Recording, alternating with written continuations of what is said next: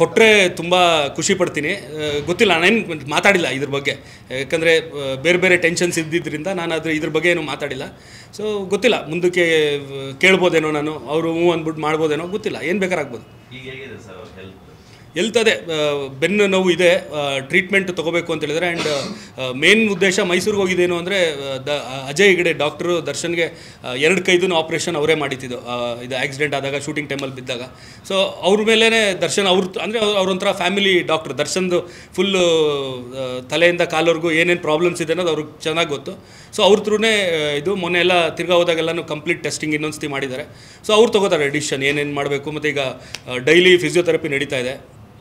ತುಂಬ ನೋವಿದೆ ಅವ್ರಿಗೆ, ಕಂಪ್ಲೀಟ್ ನಾರ್ಮಲಾಗೆ ನಡೆಯೋ ಥರ ಆಗೋವರೆಗೂ ಟ್ರೀಟ್ಮೆಂಟ್ ನಡಿಬೇಕು.